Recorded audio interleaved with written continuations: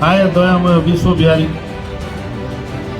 तार शेष पंक्तिटा कौन थिला मते एतिकी शिखाओ साई है मोर धन जन लड़ा नाई अरे बाबू जानी तू इटा लेखा रामकृष्ण नंद लिखिं मैं बोले आज्ञा नंद लिखिं मुझे जानी ना मत लगुच जो दिन बसिक लेखले इटा देखला बेले बोधे स्त्री सागर झगड़ा हो से सब नाश करने आपन गोटे कथा कहबी जो एफआईआर देले घटना घटला 6 तारिख रे आपन किंतु एफआईआर कले 12 तारिख रे ए 6 दिनर नीरवता कौन पाए 12 तारिख संध्यारे ओलटपुर थाना रे मुन्ना खां धर्मीय भावना को आघात एवं परिवार प्रति आक्षेप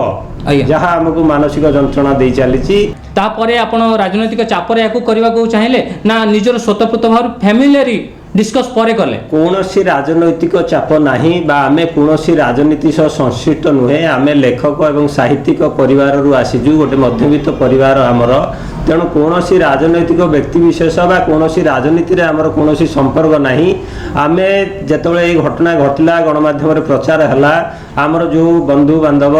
भाई माने भूणी माने बाहर देश विदेश रे बाहर रहिचंती विभिन्न स्थान रे रहिचंती से माने समस्त भितर आमर गोटे आलोचना हला जेहेतु आमे एठी रामकृष्ण नंद स्मृति परिषद जन्मस्थान रे गठन करिजु एवं दीर्घ वर्ष धरी आमे सरकार तो केबे कोनोसी पालन करि नाहंती आमे तांकर जयंती उत्सव पालन करिबा श्रद्धांजलि उत्सव पालन करिबा एई सब तांकर कृति को बंचई रखिया पई आमे जो आप्राण चेष्टा करि चालिचु तेणु आमे आलोचना कलु जे यार प्रतिवाद न कले हुए तो आज मुन्ना खां कहिसंदी अतीत रे आपण जानिथिबे दुई जण कंठशिल्पी दुई जण गीतिकार से मध्य एई भली भाबरे गोटे प्रार्थना को बहुत कदर्थ करिकि से प्रार्थना को पंक्ति को अलगा कथा तादरे जोड़ी थिले जहा को नै कि पूरा समग्र ओडिसा रे प्रतिक्रिया सृष्टि होइतला से माने हाथ जोड़ी प्रार्थना